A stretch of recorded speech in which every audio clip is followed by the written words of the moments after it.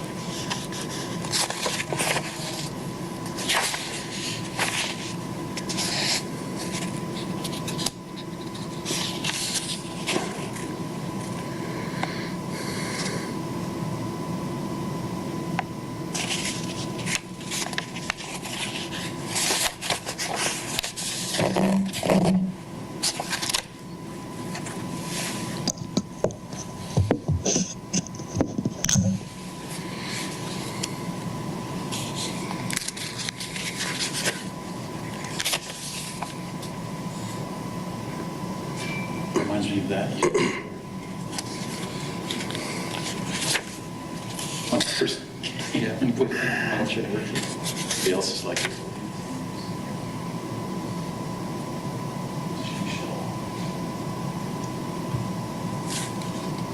All right, are we waiting? Unless you want to start, sir. Yeah, I think we should, since we got people on. Brandon said he'll be here in just a couple of minutes, so he said it was fine to start without him.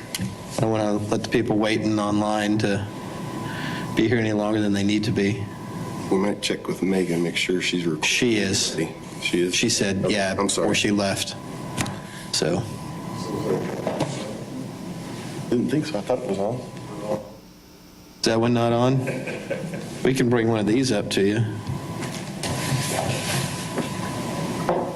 Here. Yes, let's go. There we go. Yeah.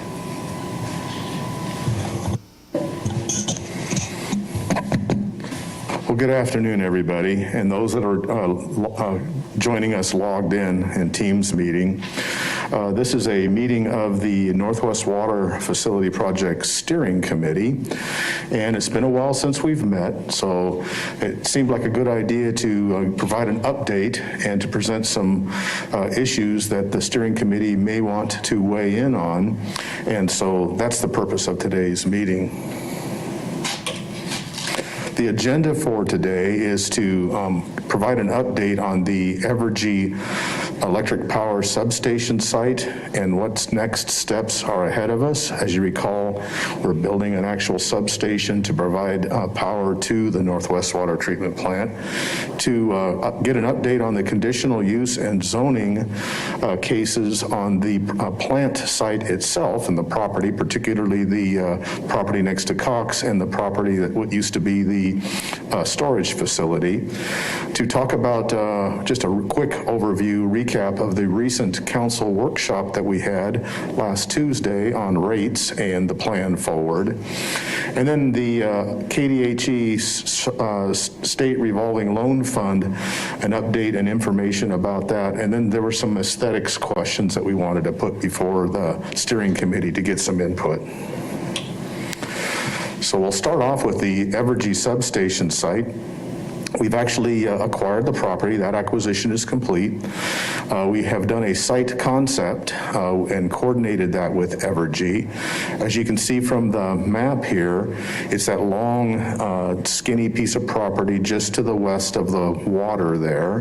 And the Evergy site itself, the substation site, will be at the very north end of the property with access through the triangle piece just to the west of it. And that yellow line represents the conduit that will be running that power to the new water treatment plant. Ellen, can you go back a second? And maybe I'm jumping the gun here, but looking at the outline of the site concept itself, the far southwest corner looks like it abuts the property line on the west. Is that correct? This piece, let's see, can I do this with a mouse? Yeah. Yeah. You talking about this piece right Up here? at the top. No, up at the top. Oh, here? Yeah, the rectangular piece. That's the substation site. So the southwest corner of it looks like it abuts the neighboring property, the homes on the west. How close is that gap between the neighbor's property and, is there easement access there for? There is a gap. It can serve as easement access. Certainly, it provides access to the west side of the site for maintenance of the substation property. Do you have a sense of how wide that gap is, Bill? 60 feet. 60 feet? So it's much wider than what it appears on this. It's 60 feet. We maintain the 60 feet. Okay. Same as a right away. Yeah, just looking at that, it looked like it was pretty close to it, so that gives me some comfort, just for maintenance and access through there, so, all right, thank you. And we're going to be looking at what kind of vehicular access we want to have or not have to the site, and that may be one of the things that comes out of the discussion with the conditional use permit for that property. So we had a public information event.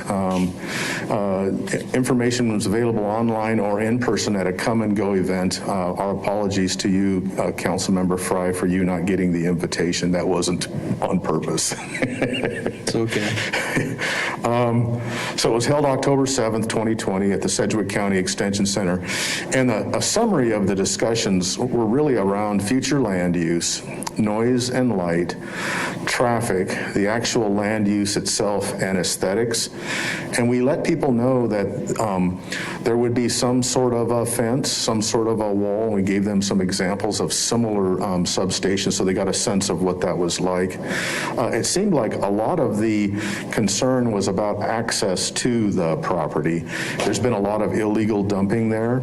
And then some are concerned about people having access to the lake, the pond, through that property. So we took down notes and comments, and it looked like that may be one of the things we want to take a harder look at as far as in the conditions of the conditional use permit is what do we want to do as far as control of access to that property. One of the things is to discourage illegal dumping on the property. So that took place. I think we're now ready for the actual hearing. Plan forward is the project engineers are to finalize the site and provide develop the necessary related documentation. We'll be making application to MAPC for the required conditional use permit. We'll transfer the site property itself to Evergy, so it'll become their site. And then the construction of the substation and the remainder of the electrical line from there to the plant it's going to construction is going to start be available by March 2023. So it'll be early enough to be available for the new treatment plant, but it's going to be a little while to get through the necessary steps to get it all the way through construction and built. So at what point do we make final determination of the look of the wall or the perimeter? Is that something that we decide before we transfer property to Evergy, or is it in their hands? We will be provided with the site design, and that'll include things like the look and configuration of the wall. We'll be getting that information and providing you with an update so that you can see. Well, also the neighborhood's going to want to see it as well, and that'll be part of the city's approval on that wall. Some of the questions relate to what is the relationship of the wall to to the property to the east, that strip that goes along the pond. How do we put a wall in and still maintain the necessary distance to a property line? And so there's a few details that we still have to iron out, but those details are in the process now of going forward, and we'll have some more information, including specific information on the look and configuration of that And again, wall. that all gets done before any transfer of the property to Evergy. I'm seeing a shaking a head from Bill, so, okay. Yeah, we need to make sure that they need to make sure that they get our approval. Okay. And that will also go through DAB 5? It seems like that's a normal kind of a part of the process, isn't it, Bill? Normally it would, yes. Yeah, As far as I know, it will. absolutely. Looking out for DAB 5.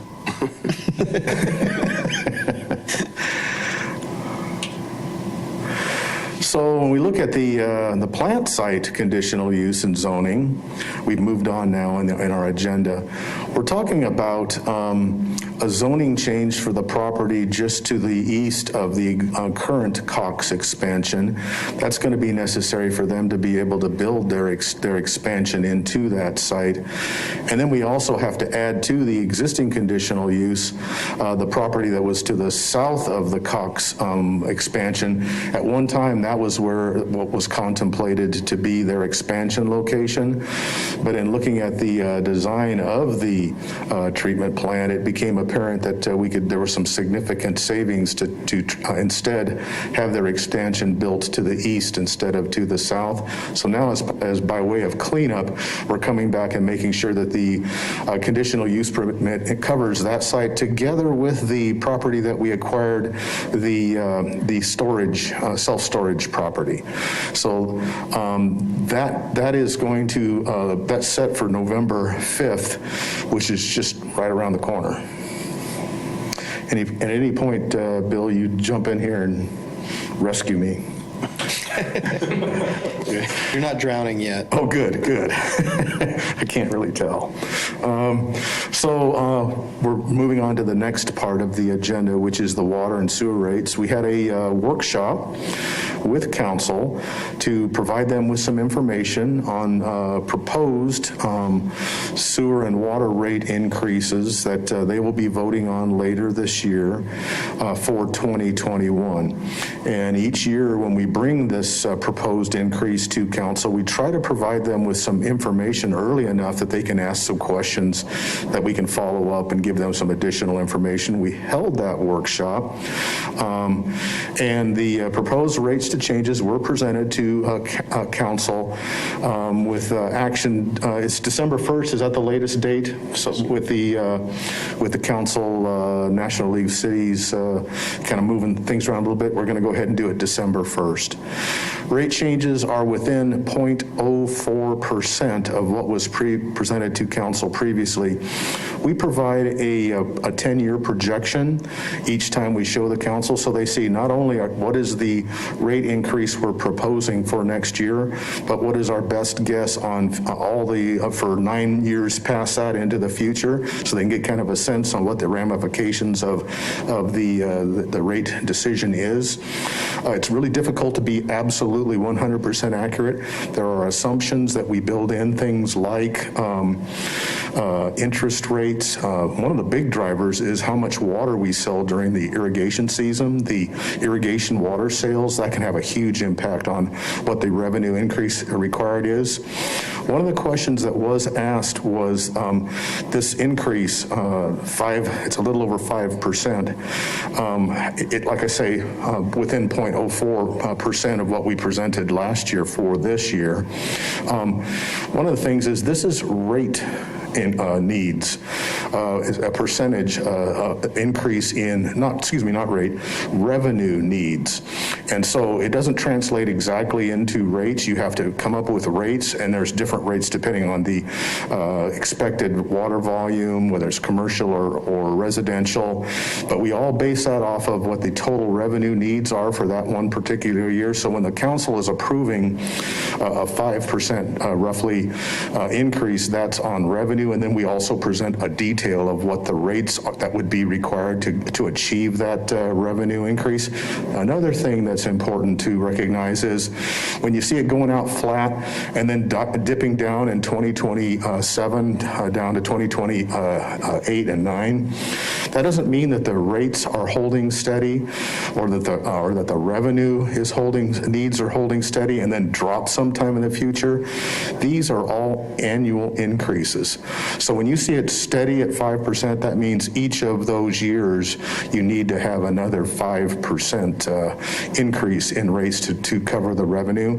It's a little bit deceiving, and the question was asked at the workshop, do you mean rates are going down in such and such a year? No, these are increases, and so when it's steady, it means the same amount of increase. When it drops, it means a smaller increase, but these are all increases. So we got some good comments and some good assignments out of that, and have been trying to get the information back to the council members. But we feel confident that we'll go ahead and be presenting this on December 1st. And the proposed funding does cover the Northwest Water Treatment Plant, which is what we're here to talk about today. It also covers a future major project on the sewer side, which is the biological nutrient removal project. And so that's another major project that affects utility rates and revenue needs. One of the things that was a driver for it was we're moving that whole BNR project up one full year, which is bound to have an impact on your rates, right? But we're doing that because we have a higher certainty of the WIFIA program being in existence and us having a chance to qualify. We've been pretty much signaled kind of in a very subtle way, you guys really need to submit for this project. Well, we want to make sure we do that in time while the program still exists and not just assume that it's going to be renewed. So we moved it up a whole year, and the way we're able to accommodate that increase is that we've been doing a considerable number of projects and efforts to save money and offset the increases. So that's pretty much the story that we brought to council in the workshop. That red line, just under 6%, that's the last time we could get this kind of information. That's the national average of rate increases for utilities of our size and the type of utilities that we have. So as you can see, we're below the national average, and then our rates themselves are quite low compared to our peer cities. The state revolving loan fund, we successfully concluded our negotiations with them here just a few days back. That's good because we'll be coming to council November 3rd, this coming Tuesday, asking for approval of that loan agreement. And that was we thought, a necessary step for us to also at that same meeting ask council for the final notice to proceed on the project.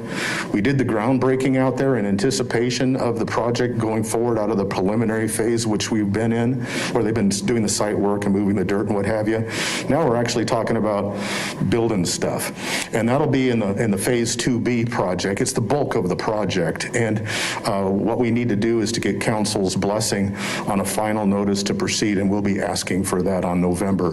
But one of the things that we did not want to do is put council in a situation where we're asking for final notice to proceed and we didn't have a valid loan agreement for about half of the cost of the project. Well, we were successful, and we have that project, and we'll be coming forward on November 3rd.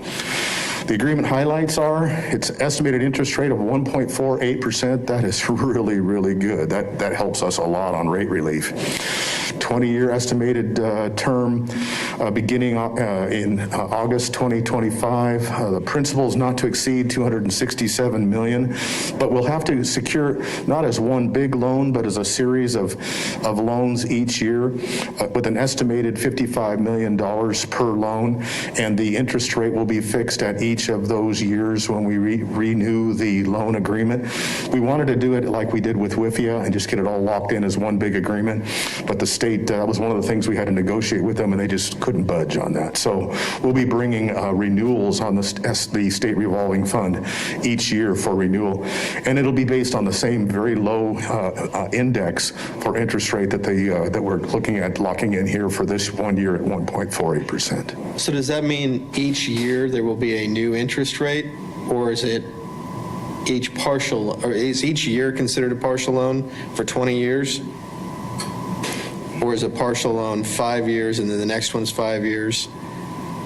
Does each of the 5 agreements represent their own 20-year schedule? No. So it's each of these partial loans. There'll be one per year for the basically 5 years of the project. Okay. And then each of those, so each year, each $55 million about will have its own interest rate. So every year there'll be a new interest rate? Yes, sir. Out of those 5 years, yeah, each of those partial loans will. Okay. And normally we would be a little, That's a variable rate, basically, for Yeah, life of the loan.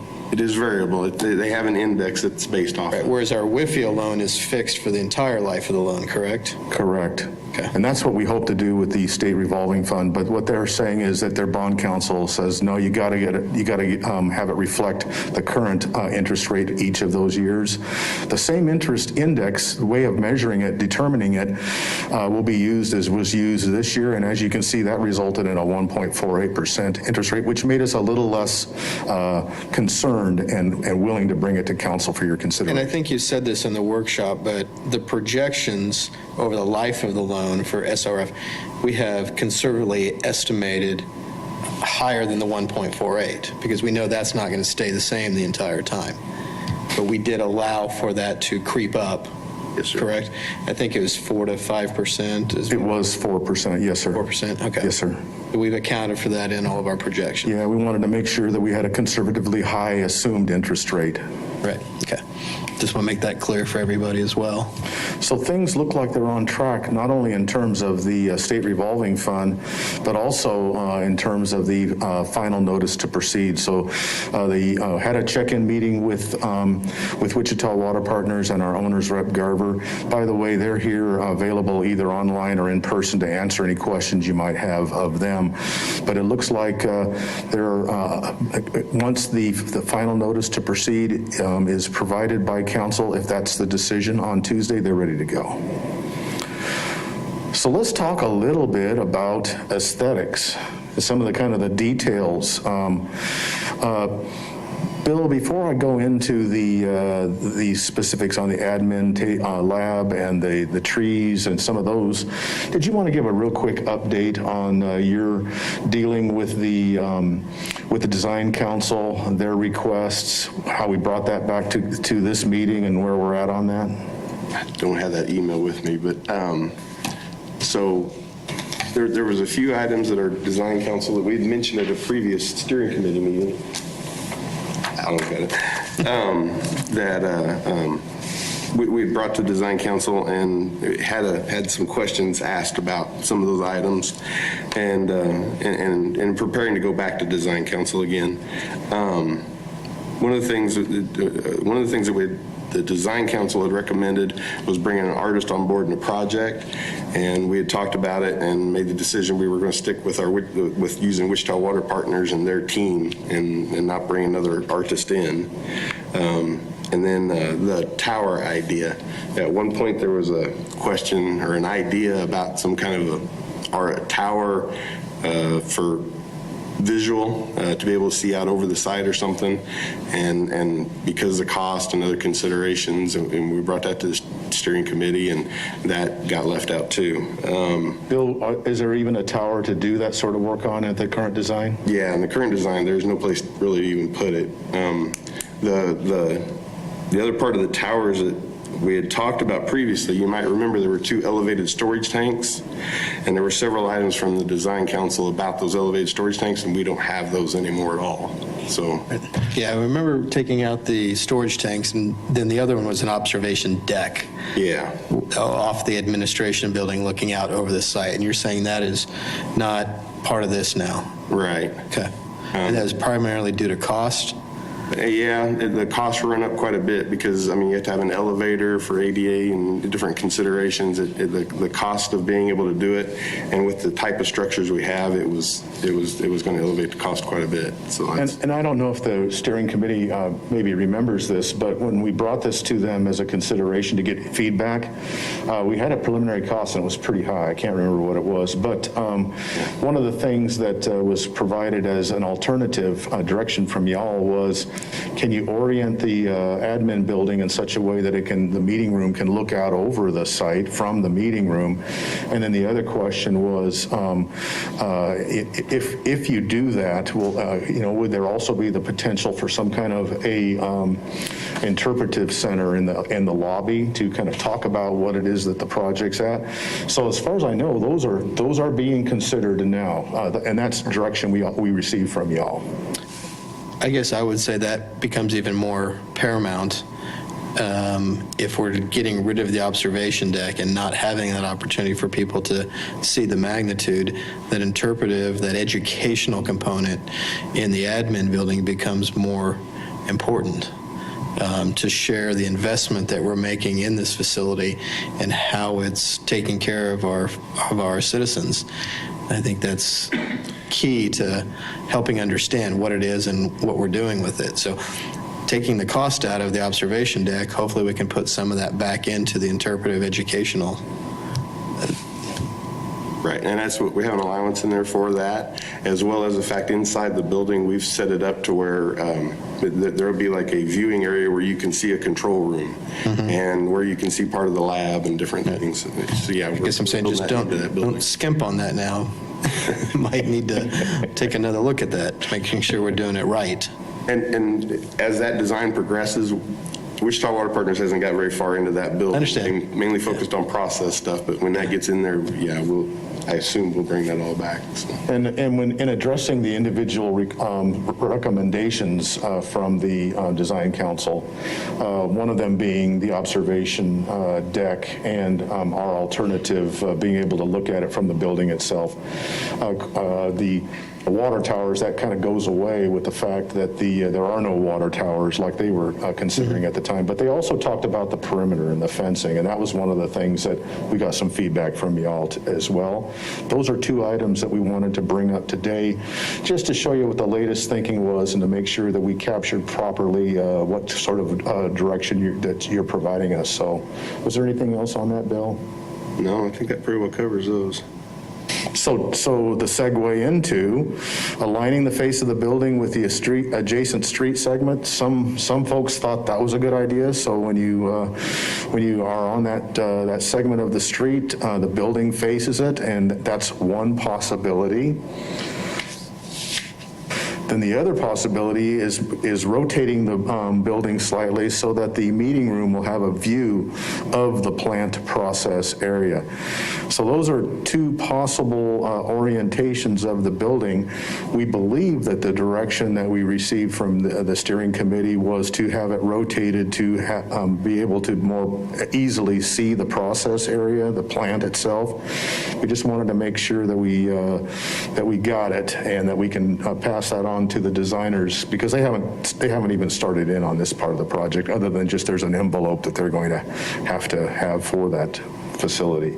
So this is the orientation that can best plant operations? Yes, sir. You can see that it's the building. Let me see if I can find the pointer here.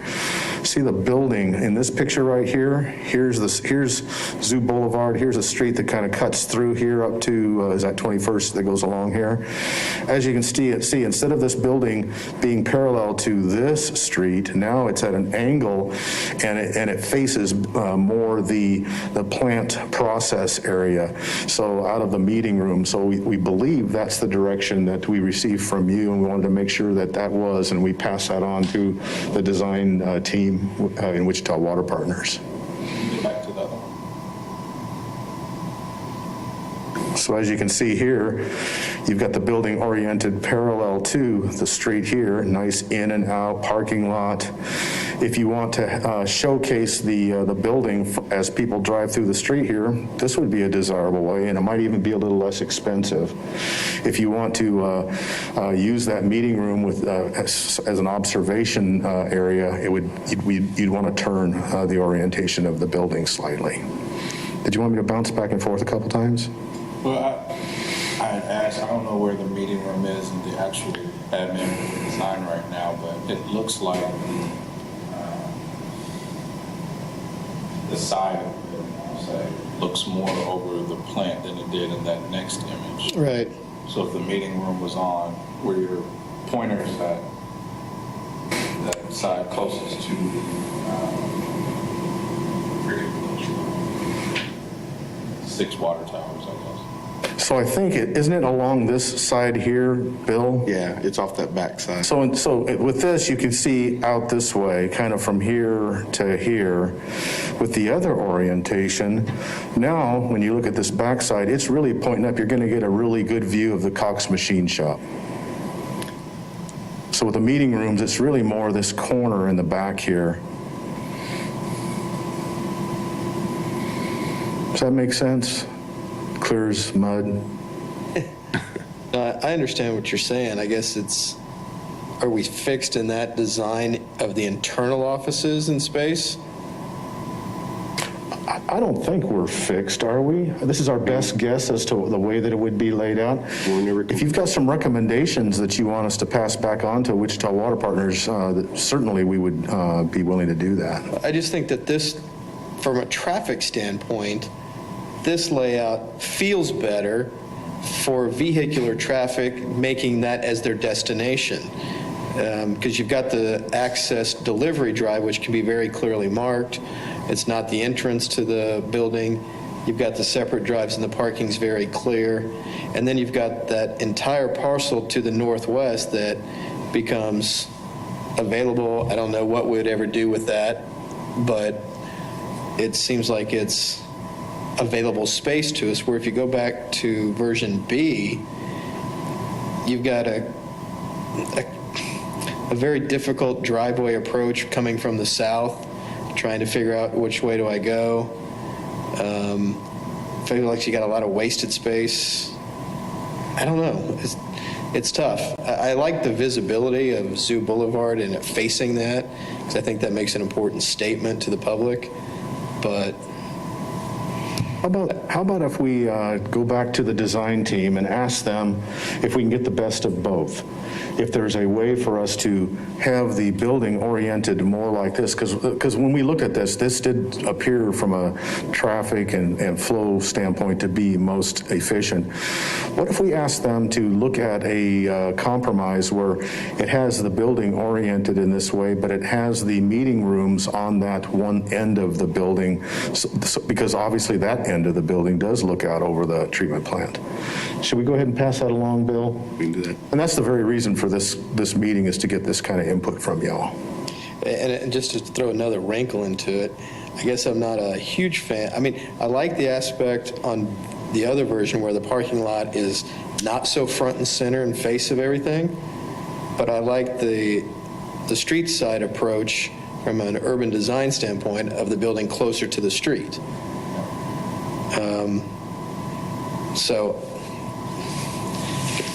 And this is why I'm not a designer or an architect, and I'm reminded of that constantly. Not by us. No, my engineer friends know who they are.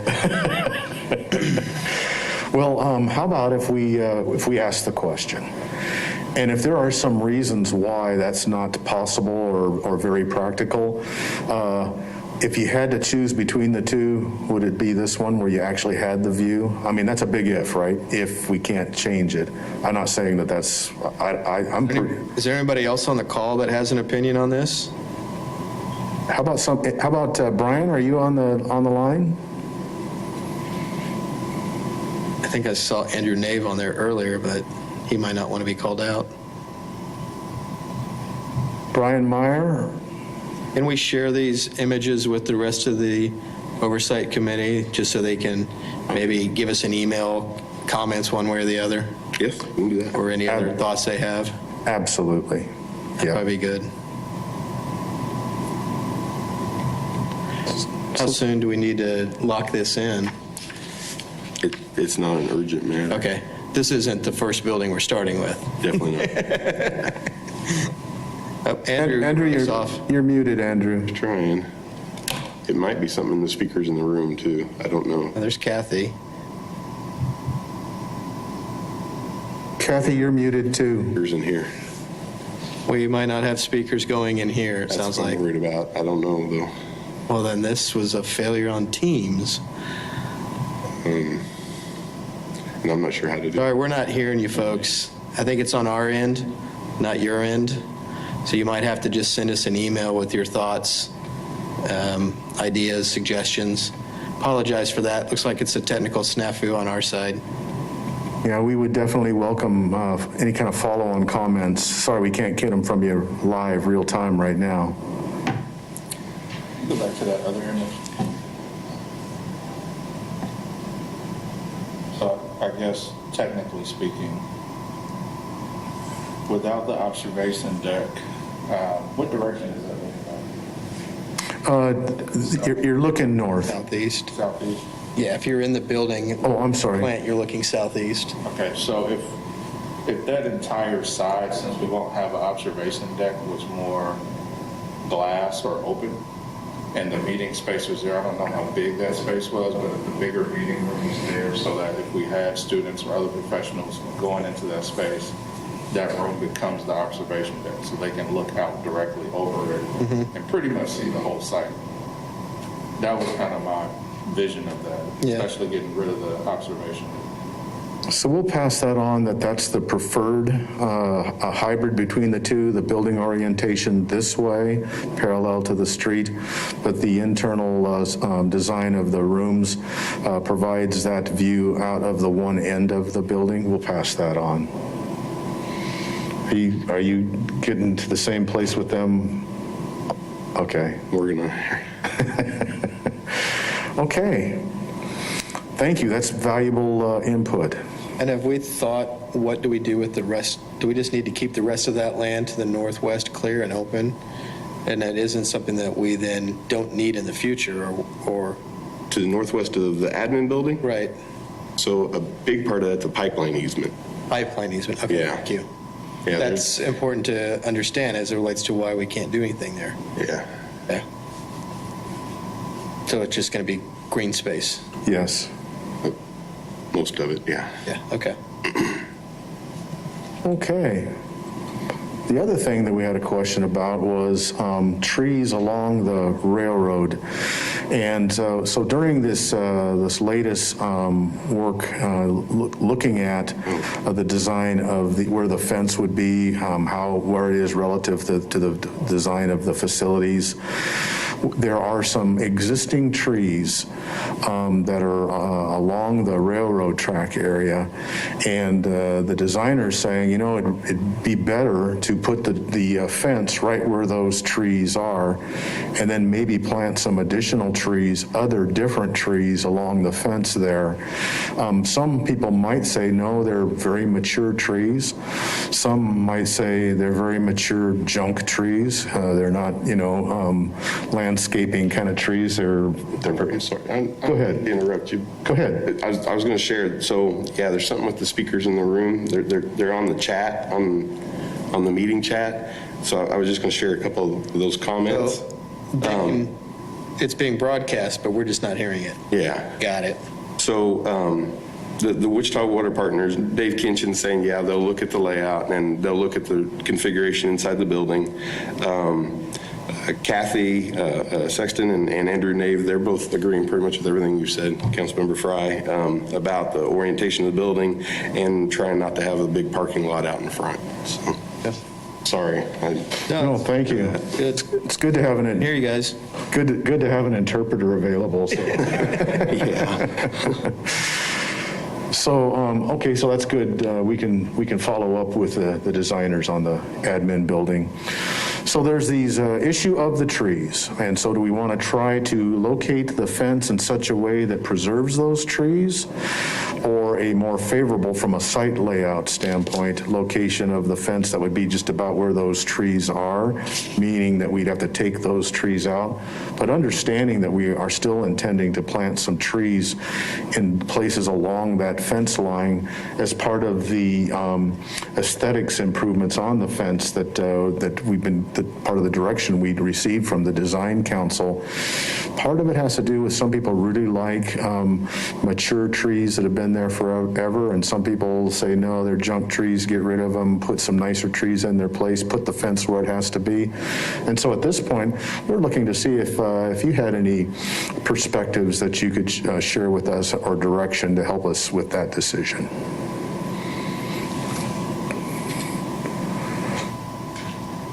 So we're recommending removal of the existing trees and planting more appropriate trees and locations.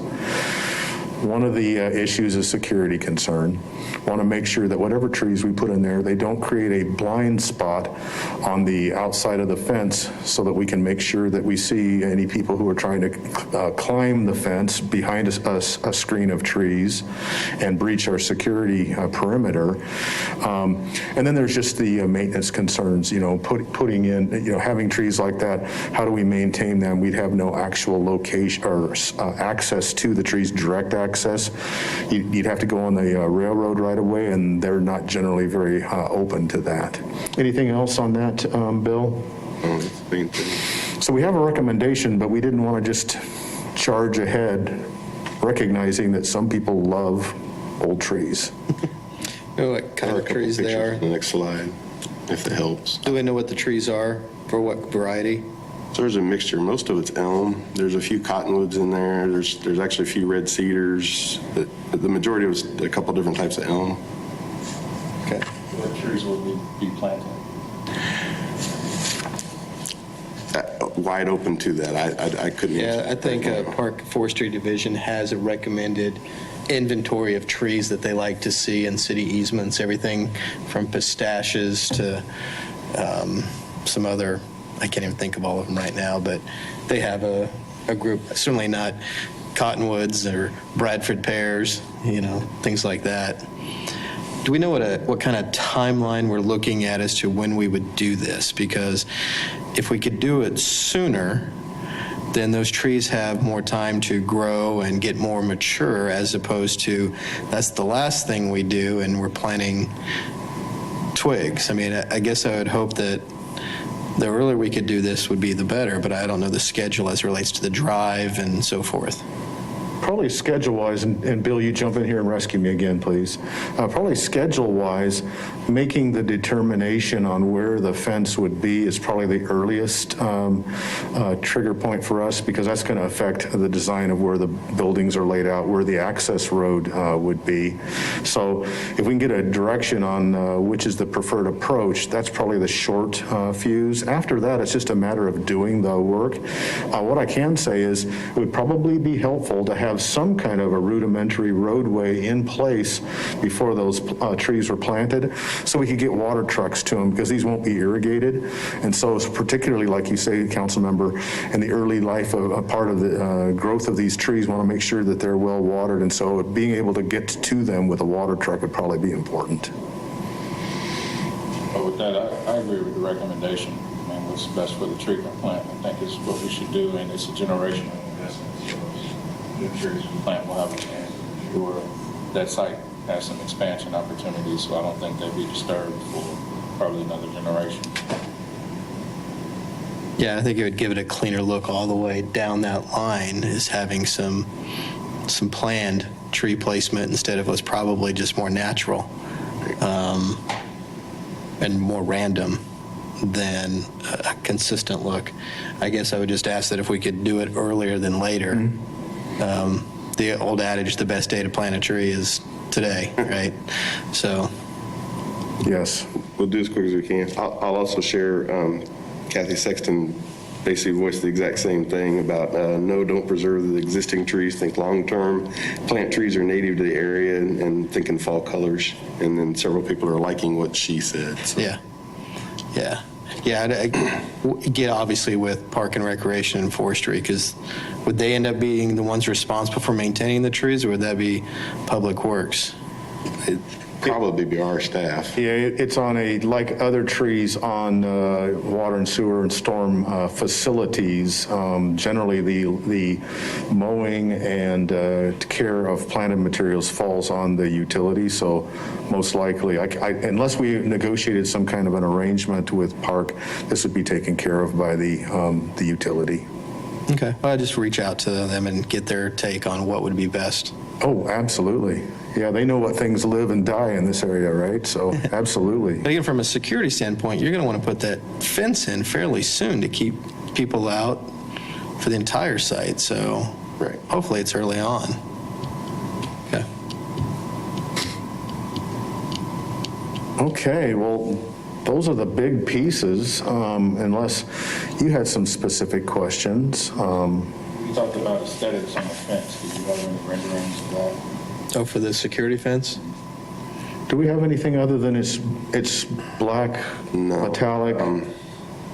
No, what we had talked about was between Zoo Boulevard and the railroad tracks, we were going to have a wrought iron fence. We were going to extend the existing wrought iron fence that's along that area.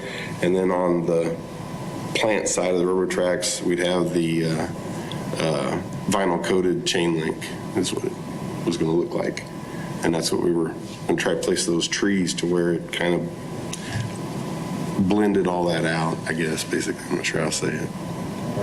I think, maybe you know, but we also talked about some elements on the fence that kind of mimic what I think the zoo has already, but will be water related. That will be on there. That's on the wrought iron. Yes, sir. Because the wrought iron is closer to the northern end of the entry, whereas you start going further south along there, you start to get the embankment of the rail bed. It's too high and you wouldn't be able to see anything. Right. Yeah. And then the only other thing, if we're not going to have an artist involved, I know one of the complaints that I continue to hear from artists is that they're not involved early. Then we get to a point where we're almost done, and then we bring them back in. So is that a final decision that an artist will not be a part of this project? Well, you can give us other direction. The last direction we got from the steering committee was to leave that in the hands of the Wichita Water Partners, who are they're the ones that are trying to give us everything we need is for the treatment plan, and at the same time stay under the guaranteed maximum price. Provide them with the direction from the design committee, the design council, and so that's the latest. If you'd prefer to get some artist involvement, we could certainly pull that in. It's the steering committee's recommendation. Wouldn't the administration building have a 1% for public art? It was more than just the administration building, right? Because it's the above ground that people would see. I'm not thinking we're going to do public art on all the clarifiers and mixers and everything, but the things like public the face that everyone is going to see, wouldn't that fall under that program? I think there's, I'm thinking that's how we got the 1.75 that's a aesthetics allowance. right, and so it's an allowance to the designer to give us as close as you can the aesthetics recommended by the design council and approved by this group, and do it in such a way that you can make it fit the budget, the guaranteed maximum price. So that includes not just the administration building, but also the perimeter fence as well, because those were the two areas that we got some comments from y'all about making sure we had some artistic elements to. And I think I'm agreeing with Councilmember Johnson here that because of all that we'd want the design council to have a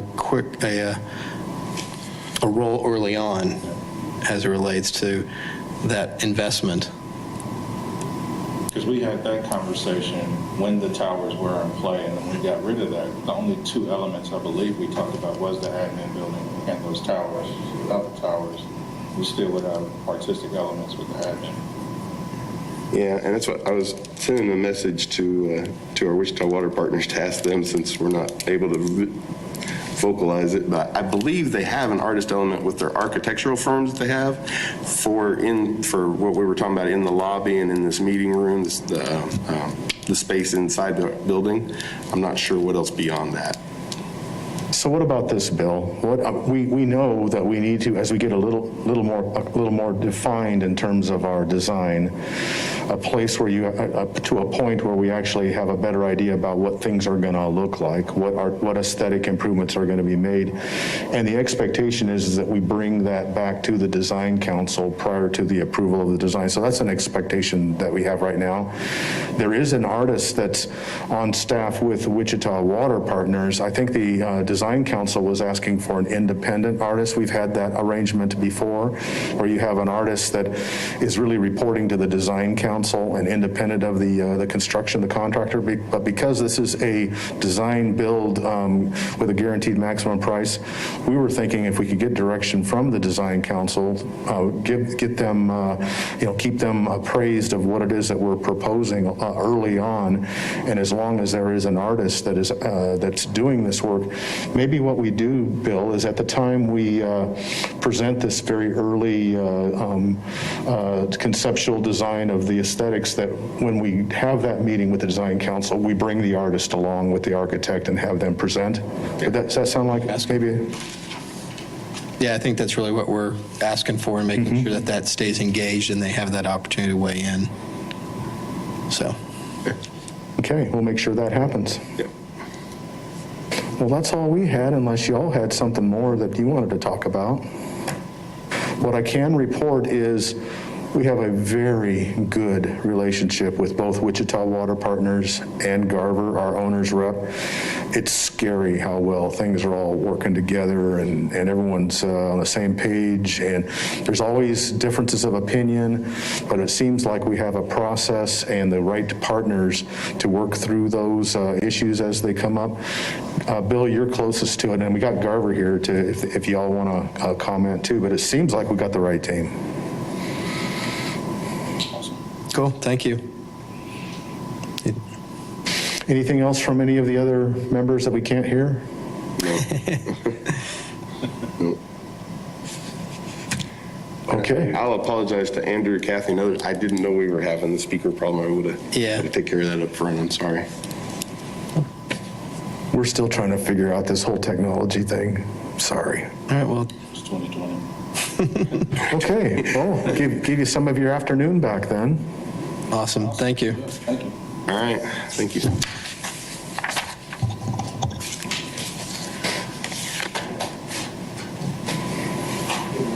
off the lights, but we go underneath.